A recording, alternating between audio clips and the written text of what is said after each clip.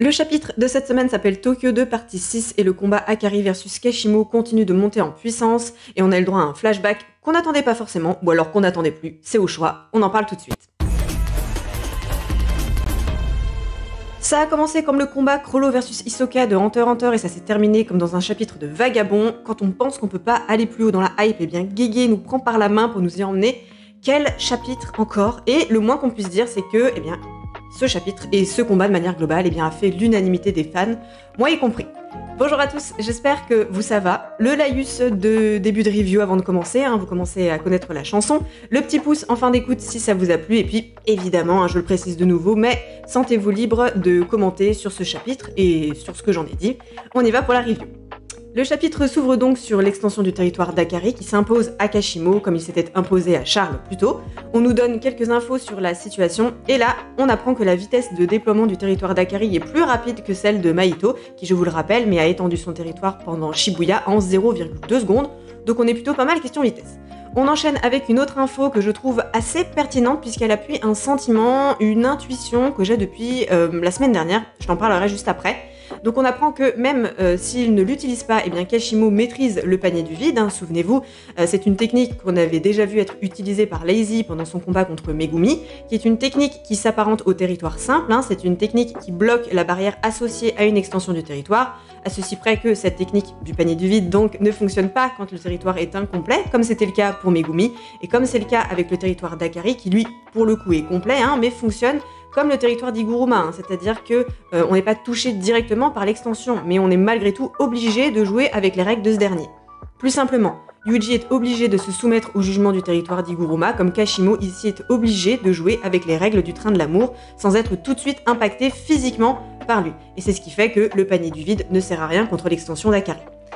Et puis donc, maintenant, en sachant ça, et c'était déjà une hypothèse que je m'étais faite la semaine dernière, comme je vous disais plus haut, c'est que je pense que Kashimo ne possède pas d'extension du territoire. J'ai préféré attendre de voir ce qu'on allait avoir cette semaine pour en parler, mais là, pour le coup, c'était, selon moi, le moment idéal pour une bataille d'extension. Je veux dire, il a déjà eu affaire à un Akari en mode invincible, il sait qu'il est pas en train de combattre le premier exorciste venu et qu'il a quand même un certain niveau, donc s'il avait une extension du territoire, encore une fois, pour moi, il l'aurait déjà sorti. Après voilà, Kashimo nous est teasé depuis son apparition comme un peu le boss final des antagonistes de la track, donc s'il s'avère que j'ai raison, est-ce que ça pourrait lui porter préjudice de ne pas avoir d'extension? Pas sûr, tout du moins dans ce combat. Contre un Sukuna, ça serait peut-être une autre histoire, mais si on y regarde bien, sa technique est déjà assez proche de ce qu'on peut retrouver dans une extension du territoire, à savoir les fameuses attaques imparables, puisque Kashimo avec sa technique, et je vous ai déjà expliqué ça il y a quelques semaines, est déjà sûr de toucher son adversaire à tous les coups. Donc côté offensif, on est déjà très bien. Et maintenant qu'on sait qu'il maîtrise le panier du vide, ça complète son arsenal avec le côté défensif de cette technique. Et c'est fou de se dire que, potentiellement, sans extension, qui est montrée depuis le début du manga comme une technique presque obligatoire pour remporter des gros combats, l'issue de ce dernier reste tout aussi incertaine, j'aurai l'occasion d'y revenir, mais tout transpire tellement la confiance chez ce personnage que toutes les hypothèses peuvent être envisagées. Je passe sur le fait que Kashimo n'a l'air absolument pas étonné d'être dans un univers basé sur le pachinko alors que c'est un exorciste du passé et que donc a priori les pachinko n'existaient pas il y a 400 ans. Ça appuie ce que je disais il y a quelques semaines sur les corps dans lesquels les exorcistes du passé sont réincarnés, qui garderaient malgré tout une partie de leurs souvenirs, bien pratique pour ne pas perdre de temps et garder du rythme dans la narration. En parlant de rythme, on continue. Akari passe en mode forte probabilité, un pari risqué, comme il le dit, puisque s'il a 20% de chance de retoucher le jackpot, à ce moment-là, la contrepartie, c'est que pendant ce laps de temps, il n'est plus invincible. Et c'est parti donc pour la bagarre, que la tête de panda doit sagement observer dans un coin. Et là encore, on le répète, mais le dynamisme encore une fois, le découpage encore une fois, l'impact des coups qu'on arrive à ressentir alors que ça n'est qu'un dessin, et surtout la continuité d'une case à l'autre qui permet de bien suivre l'action, et vraiment cette case où Akari se prend un coup et que, en tout cas c'est comme ça que moi je l'ai interprété, on a l'impression que l'action a été pensée pour être vue au ralenti. Vous voyez, genre on voit Akari tomber au ralenti, bref. Encore une fois, c'est très très maîtrisé de ce côté-là. Akari décide donc de rejouer la séquence entre deux passes d'armes avec Kashimo. C'est donc une nouvelle habilité qu'on apprend là. Un double 6 tombe, la cinématique erreur de train se joue, et là, un troisième 6 tombe, nouveau jackpot pour Akari et nouveau bonus. On voit une nouvelle fois toute cette énergie occulte qui enveloppe son corps.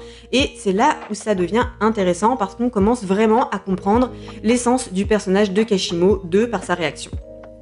Là, il se fait son petit dialogue intérieur sur ce qu'il devrait faire, c'est-à-dire attendre, /survivre, le temps des 4 minutes 11 de la chanson du Train de l'amour pour ensuite essayer de tuer Akari entre deux jackpots, le moment où il n'est plus invincible donc.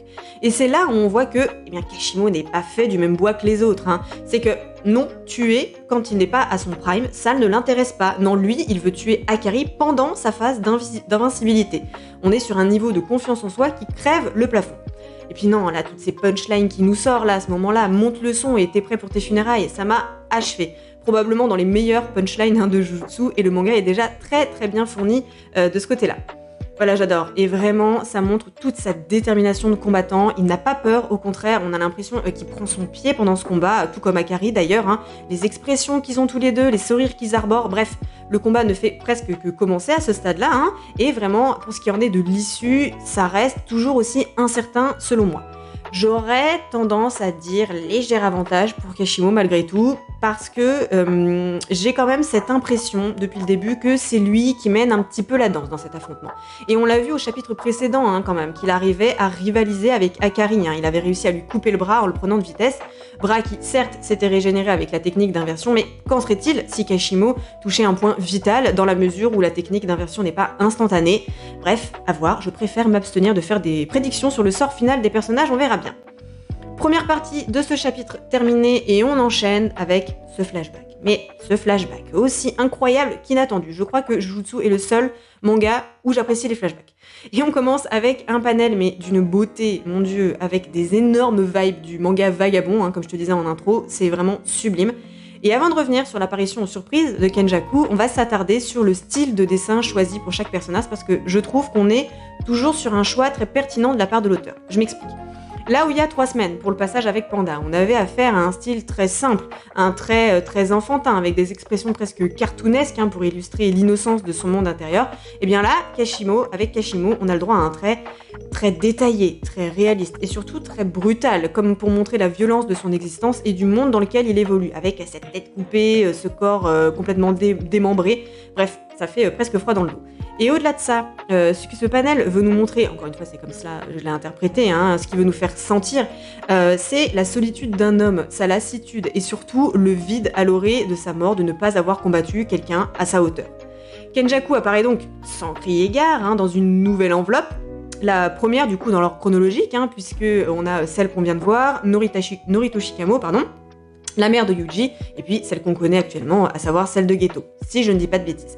Et visiblement Kenjaku était déjà connu dans le game de l'exorciste, puisque Kashimo dit qu'il aurait préféré l'affronter lui, ce qui veut dire qu'il était déjà très fort avant même de s'approprier la technique de Geto. Kenjaku lui dit qu'il ne veut pas combattre, mais qu'un adversaire à sa mesure se trouverait dans la province du Michinoku, oui c'est ça, Michinoku, autrement appelée la province Mutsu, qui est le nom choisi par la traduction fan, pour ceux qui la lisent, qui s'apparente au Sendai actuel. Et donc cet homme, qui aurait l'énergie occulte la plus dévastatrice, n'est autre que ce bon vieux Ryu Ishigori qu'on retrouve en très bonne compagnie, avec une coiffure tout aussi improbable que sa coiffure moderne. L'Akutami, il s'est fait plaisir. Bon allez, d'ailleurs, je ne résiste pas à l'envie de vous faire un petit point, coiffure.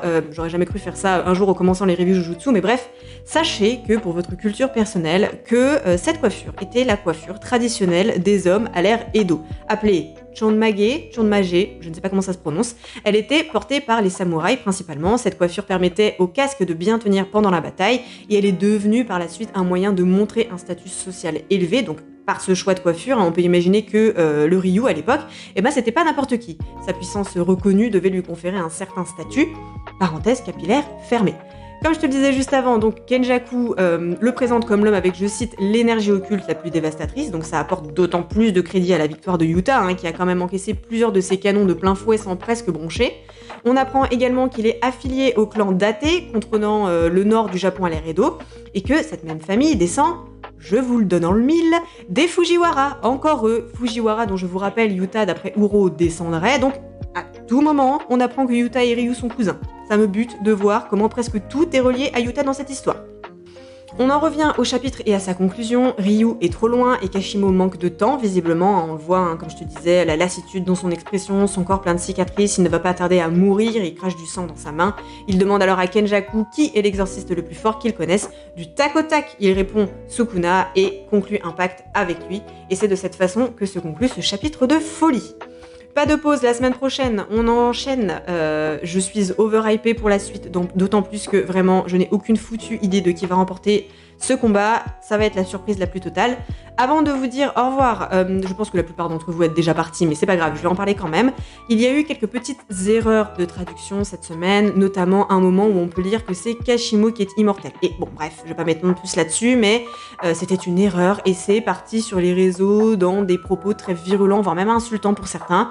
On se calme, l'erreur est humaine, on le signale dans le respect, ce sera corrigé dans les tomes, et puis on passe à autre chose. Ça reste un manga, pas besoin de partir dans des réactions complètement disproportionnées. D'ailleurs, la traductrice Fedwa Lamodière, la traductrice de Jujutsu donc, a fait une série de tweets sur son compte pour expliquer les détails de la simultrade. Je vous encourage vivement à aller y jeter un œil. J'espère que ça vous aura plu, n'hésitez pas à me dire ce que vous en avez pensé. Merci de m'avoir écouté, on se voit lundi prochain, même heure, même endroit. En attendant, retrouvez-moi sur TikTok et Insta, et puis lisez des mangas, regardez des animes, parce que c'est quand même vachement sympa. Et moi je vous dis à la prochaine.